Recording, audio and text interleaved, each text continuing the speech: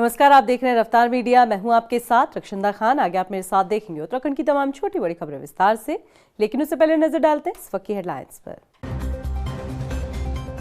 उत्तरकाशी की महापंचायत में हिंदूवादी नेताओं के साथ बीजेपी विधायक सुरेश चौहान भी हुए शामिल। विवादित मस्जिद के खिलाफ आंदोलन तेज करने का ऐलान।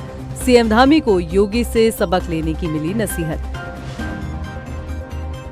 राजधानी देहरादून में उत्तराखंड राज्य स्तरीय खेल महाकुंभ का आगाज। 12,000 से ज्यादा खिलाड़ी ले रहे हिस्सा। सीएम धामी बोले, युवा खिलाड़ी कर रहे प्रदेश का नाम रोशन। दिल्ली देहरादून एक्सप्रेस वे का बड़ा हिस्सा तैयार। उद्घाटन के लिए जल्द आ सकते हैं प्रधानमंत्री नरेंद्र मोदी। पीएमओ से मांगा गया वक्त। और उत्तराखंड में निकाय चुनाव के लिए दावेदारों पर हो रहा मंथन। उम्मीदवारों को लेकर भाजपा में असमंजस। सवाल क्या दल बदलू नेताओं को टिकट देगी बीजेपी? कांग्रेस भी ले रही चुटकी। हेडलाइंस के बाद बुलेटिन में खबरें विस्तार से। और बात सबसे पहले कर लेते हैं हिंदू महापंचायत की। उत्तरकाशी में मस्जिद विवाद थमता नजर नहीं आ रहा है। रविवार को शर्तों के साथ हुई हिंदू महापंचायत ने साफ कर दिया कि हिंदूवादी संगठन फिलहाल इस मसले पर चुप बैठने वाले नहीं हैं। इस हिंदू महापंचायत में न सिर्फ उत्तराखंड के बल्कि अन्य राज्यों से भी हिंदूवादी नेताओं को बुलाया गया था। ये रिपोर्ट देखिए। उत्तरकाशी में नहीं थम रहा मस्जिद विवाद।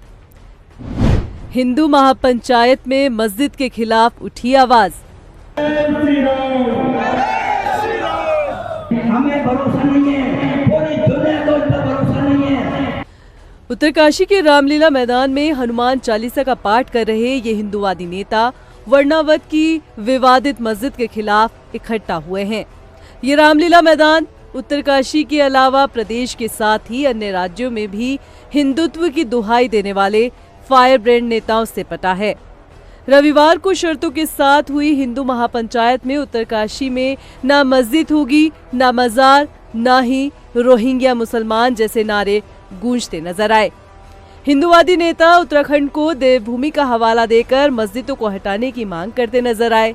यही नहीं, अब अन्य राज्यों से आए मुसलमानों को भी उत्तराखंड से वापस भेजने की मांग शुरू कर दी गई है। जो है बढ़ती जा रही है और हजारों की संख्या में अवैध निर्माण के अंदर जो भीड़ जुटाई जा रही है, मस्जिद के नाम जिसे मस्जिद बताया जा रहा है, उसको बंद करवाने के लिए प्रशासन में दबाव डालने के लिए कि प्रशासन अपने स्तर से वो काम कर रहे हैं जो कानूनन हम बता रहे हैं कि ये अवैध है, कागज नहीं है, स्वीकृति नहीं है, परमिशन कुछ नहीं है। कभी भी जबरदस्ती यहाँ पे इतनी भीड़ जुटाई जा रही है, बाहरी लोग आकर के, अनजाने लोग जो उत्तरकाशी का अस्तित्व के लिए, आने वाली पीढ़ियों के अस्तित्व के लिए खतरा समझते हैं। हिंदू महापंचायत में पहुंचे गंगोत्री विधायक सुरेश चौहान अपनी ही सरकार को चेतावनी देते नजर आए। विधायक सुरेश चौहान ने खुले मन से ऐलान किया कि वर्णावत की तलहटी पर न मस्जिद का निर्माण होगा, न मजार का निर्माण होने देंगे। देखो, मेरा सीधा है कि जो हमारे चारों धाम है वहाँ पे मस्जिद का कहीं नाम नहीं है। और ये मस्जिद वाला जो है जांच का विषय है कि मस्जिद कैसे यहाँ पर मस्जिद जो कहते हैं कि मस्जिद बनी है। जब हमने पुराने लोगों से पूछा तो उन्होंने कहा कि यहाँ पे जो है एक मदरसा पढ़ाने के लिए जो है इसको खोला गया था और अब इसको मस्जिद का रूप दिया जा रहा है, तो बिल्कुल गलत है और बाबा विश्वनाथ के ठीक ऊपर है, तो वो बिल्कुल कहीं बर्दाश्त नहीं किया जाएगा। फिर वो किस तरह से जो है उसकी जो है दाखिला खारिज हुआ, पहले उसकी रजिस्ट्री हुई, फिर उसका इतने सालों बाद 2006 में उसकी जो है दाखिला खारिज हो रहा, मस्जिद से पहले दिखा रहे हैं। तो ये सब जाँच का विषय है। उसमें हमारे माननीय मुख्यमंत्री जी ने भी कहा और हमारे लगातार हम प्रयास करते हैं कि पूरी जाँच होनी चाहिए कि वास्तव में है क्या। उधर धामी सरकार ने विवादित मस्जिद के दस्तावेजों की जांच एक बार फिर से जिलाधिकारी से करवाने के आदेश दे दिए हैं। तो इधर उत्तराखंड में अन्य और हिंदूवादी नेताओं ने यहां मौजूद मस्जिदों के खिलाफ मोर्चा खोल दिया है। फिलहाल उत्तरकाशी में मस्जिद का विवाद जल्द शांत होगा ऐसा लगता नहीं है। उत्तरकाशी से पृथ्वी नेथानी की रिपोर्ट। रविवार को राजधानी देहरादून में उत्तराखंड राज्य स्तरीय खेल महाकुंभ 2024 का आगाज हुआ। इस मौके पर आयोजित कार्यक्रम में मुख्यमंत्री पुष्कर सिंह धामी ने शिरकत की। सीएम धामी ने खिलाड़ियों को संबोधित करते हुए कहा कि आज प्रदेश की बेटियां और युवा खेल प्रतिभाओं के जरिए बढ़ चढ़कर हिस्सा ले रहे हैं। उन्होंने कहा कि राज्य के युवा उत्तराखंड का नाम रोशन कर रहे हैं। आपको बता दें कि इस साल खेल महाकुंभ में फुटबॉल, हॉकी, एथलेटिक्स, खो-खो जैसी प्रतियोगिता में सभी जिलों के 12,000 से ज्यादा खिलाड़ी हिस्सा ले रहे हैं। खेल महाकुंभ हमारे प्रदेश के ग्राम स्तर से लेकर राज्य स्तर तक के सभी जो हमारे खिलाड़ी हैं, जो हमारे प्रतिभावान युवा हैं, उन सबको आगे आने का अवसर प्रदान करता है और इसके माध्यम से उनको खेलों के क्षेत्र में खेलने के लिए एक स्थान मिलता है और नीचे से लेकर ऊपर तक सिलेक्शन होता है। आने वाले समय में इसी खेल महाकुंभ से निकलकर हमारे ये खिलाड़ी विभिन्न प्रतियोगिताओं में राष्ट्रीय स्तर पर, अंतर्राष्ट्रीय स्तर पर भाग लेते हैं और हमारा भी ये प्राथमिकता है। हम नई खेल नीति लाए हैं, उस बहुत सारी योजनाएं हम लेकर आए हैं जिससे कि हमारे राज्य के सामान्य परिवार में पैदा हुए बेटे और बेटियों को भी खेल के क्षेत्र में आगे आने का अवसर मिले। वहीं राजधानी देहरादून में खलंगा मेले की 50वीं स्वर्ण जयंती पर कार्यक्रम का आयोजन हुआ, जिसमें मुख्यमंत्री पुष्कर सिंह धामी भी शामिल हुए। इस मौके पर सीएम पुष्कर सिंह धामी ने खलंगा मेला के आयोजन को लेकर गोरखाली समाज को 5 लाख रुपए देने का ऐलान किया। इसके अलावा मेले को राज्य स्तरीय मेले में शामिल करने की बात कही कि हमारा गोरखाली समाज का बड़ा कार्यक्रम है, आपको बहुत अच्छा लगेगा। और सच बताऊं तो मैं विधायक जी का धन्यवाद कर रहा हूं कि आप लोगों के बीच में मुझे लेकर आए। आज मुझे मेरा बचपन के दिन मुझको याद आ गए हैं और ऊपर से विक्रम थापा जी मिल गए। ये कह रहे हैं कि महार रेजिमेंट के इनके पिताजी भी महार रेजिमेंट के और मेरे पूज्य पिताजी की जो रेजिमेंट थी वो भी महार रेजिमेंट थी। आज मैं अपने पूज्य पिताजी का भी स्मरण कर रहा हूँ अभी आप सबके बीच में। खबरों में बढ़ते आगे आपको बता दें कि दिल्ली देहरादून एक्सप्रेस वे का बड़ा हिस्सा तैयार होगा और तैयार होने की कगार पर है। आपको ये भी जानकारी दे देते हैं कि इसका उद्घाटन प्रधानमंत्री नरेंद्र मोदी कर सकते हैं। इसके लिए प्रधानमंत्री नरेंद्र मोदी को आमंत्रित किया गया है। उम्मीद है कि प्रधानमंत्री नरेंद्र मोदी एक्सप्रेस वे के उद्घाटन के लिए आ सकते हैं। सूत्रों की माने तो एक्सप्रेस वे के उद्घाटन के लिए पीएमओ से वक्त मांगा गया है। वहीं जानकारों ने बताया कि एक्सप्रेस वे के 2 खंड तैयार हो गए हैं। उम्मीद है कि एक्सप्रेस वे इस साल दिसंबर के आखिरी हफ्ते या फिर नए साल जनवरी के पहले हफ्ते में शुरू हो सकता है। निकाय चुनाव को लेकर बीजेपी और कांग्रेस ने कसरत शुरू कर दी है। आपको बता दें कि दोनों ही पार्टियां प्रत्याशियों को ढूंढने में जुट गई हैं। जिताऊ कैंडिडेट पर मंथन चल रहा है, लेकिन दावेदारों को लेकर भाजपा के लिए एक बड़ी चुनौती है। ये रिपोर्ट देखिए। निकाय चुनाव के लिए दावेदारों पर मंथन, उम्मीदवारों को लेकर भाजपा में असमंजस, जिताऊ कैंडिडेट पर दाव आजमाएंगे दल, बीजेपी की चुनौती पर कांग्रेस ने ली चुटकी। उत्तराखंड में निकाय चुनाव को लेकर स्थिति अभी तक साफ नहीं हो पाई, लेकिन कहा जा रहा है कि दिसंबर के आखिरी हफ्ते तक निकाय चुनाव करा लिए जाएंगे। लिहाजा राजनीतिक दल अपनी अपनी तैयारी में जुट गए हैं और इन तैयारियों के बीच जिताऊ दावेदारों को ढूंढना भी पार्टियों के लिए किसी चुनौती से कम नहीं है। इस चुनौती से निपटने के लिए बीजेपी ने अभी से विधायकों और जिला अध्यक्षों से फीडबैक लेना भी शुरू कर दिया, लेकिन प्रत्याशी चयन को लेकर भाजपा के सामने बड़ी चुनौती है। उसकी वजह है बीजेपी में बड़ी संख्या में सदस्यों का जुड़ना और दूसरे दलों ने भी बीजेपी का दामन थामा है। ऐसे में भाजपा के सामने सबको एक साथ लेकर चलना चैलेंज हो सकता है। देखिए, कोई उहापोह की स्थिति नहीं है। भारतीय जनता पार्टी की रीति नीति और विचारों से सहमत होकर के जो भी बड़े स्तर का नेता होगा, मजले स्तर का होगा, छोटे स्तर का जो भी नेता होगा, वो कार्यकर्ता बनकर के भारतीय जनता पार्टी की सदस्यता ग्रहण करते हैं और पार्टी में आकर के यहाँ के जो विचार हैं, यहाँ के जो संस्कार हैं, उनको अंगीकृत करना प्रत्येक कार्यकर्ता की जिम्मेदारी है। और जहाँ पर भी टिकट की बात होती है, कार्यकर्ता को, नेता को समायोजित करने की बात होती है, ये उसकी निष्ठा और समर्पण पर निर्भर करता है, उसकी योग्यता और क्षमता पर निर्भर करता है। पार्टी इसके आधार पर निर्णय करती है। उधर कांग्रेस ने बीजेपी पर कटाक्ष किया है। कांग्रेस के प्रदेश महामंत्री नवीन जोशी ने कहा है कि बीजेपी में निकाय चुनाव में अंतर्द्वंद देखने को मिलेगा, क्योंकि 2024 के लोकसभा चुनाव में बीजेपी ने दूसरे दलों के नेताओं को तमाम प्रलोभन देकर अपनी पार्टी में शामिल कराया था और अब टिकट बंटवारे के समय पर बीजेपी में सरफुटबॉल की स्थिति देखने को मिलेगी।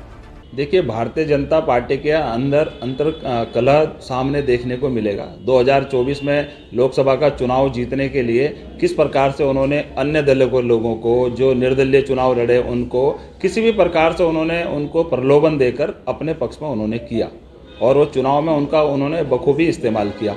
और चुनाव के दौरान उनके वादे भी किए थे उनके साथ कि आपको दायित्व दिया जाएगा, आपको टिकट दिया जाएगा। विभिन्न प्रकार के जो वादे जनता से और जो नेताओं से कर सकते थे, इन्होंने किए। जो वादे इन्होंने नेताओं के साथ किए थे, वो वादे पूरे नहीं हुए। आज अंतर कलह की बात भारतीय जनता पार्टी के अंदर देखने को मिल रही है।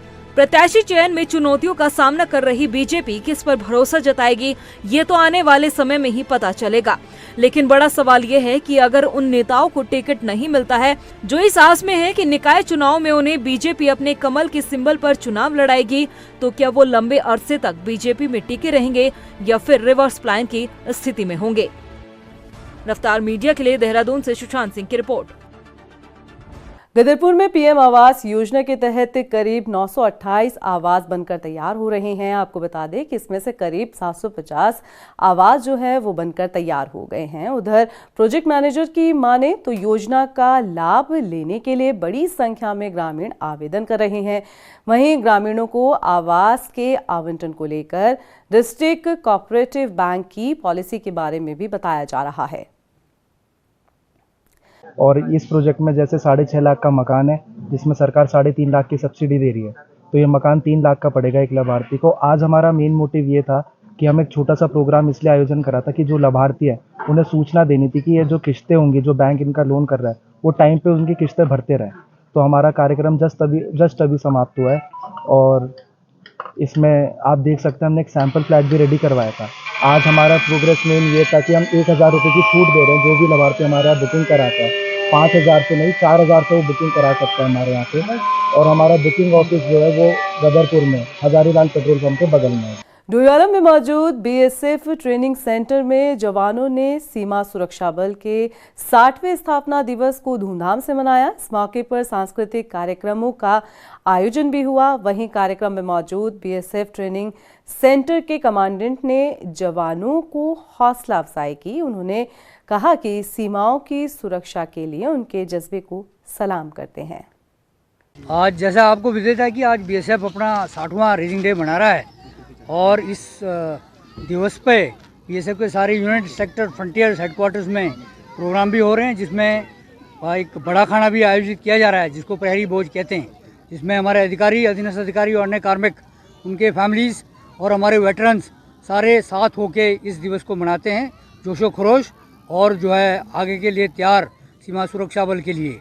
ये बहुत बड़ा दिन। रुड़की में राज्य मत्स्य सहकारी संघ की बैठक का आयोजन हुआ। इस बैठक में संघ के सदस्यों ने अंबिका सिंह को अध्यक्ष पद के लिए चुना। वहीं इस मौके पर नवनियुक्त अध्यक्ष अंबिका सिंह ने कहा है कि वे सहकारिता के मूल सिद्धांतों को सशक्त बनाने का काम करेंगी। अध्यक्ष जी ने बताया कि ये बोर्ड बैठक काफ़ी टाइम से रुकी हुई थी। जो काम हमारे रुके हुए थे उसको हम आगे सुचारू रूप से करने की पूरी कोशिश करेंगे और मत्स्य विभाग का जो अभी तक बहुत कम लोगों में को जानकारी है उसको हम आगे से आगे प्रचारित करने का पूरा हम संभावना करेंगे।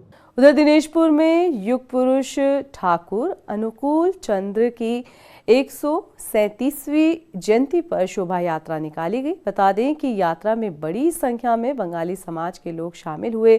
इस मौके पर नगर सत्संग बिहार के 37वें वार्षिक उत्सव का भी आयोजन हुआ। इस दौरान ठाकुर जी के अनुयायियों ने उनकी लिखी कविता और भजनों का पाठ किया।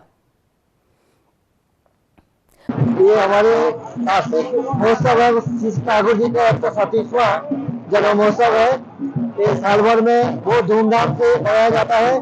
इसे आप करीब 15-20 हजार से ऊपर लोग आएंगे, बुलवाई आएंगे। ठाकुर जी का जो वार्ता है बचने बढ़ने का, जो रीति नीति ठाकुर जी बोले हुए हैं उसको हर व्यक्ति तक पहुंचाना ये हम लोग का कर्तव्य है, जिससे कि मनुष्य जीवन में अपने जीवन को सुंदर बनाए, परिवार सुखी बने। वहीं पचवादून के सेलाकुई में मौजूद इक्फाई यूनिवर्सिटी में दीक्षांत समारोह का आयोजन हुआ। इस मौके पर छात्र छात्राओं को डिग्री दी गई। वहीं कार्यक्रम में राष्ट्रीय शिक्षा नीति को लेकर चर्चा की गई। इस दौरान शिक्षकों ने अपने विचारों को छात्रों के साथ साझा किया।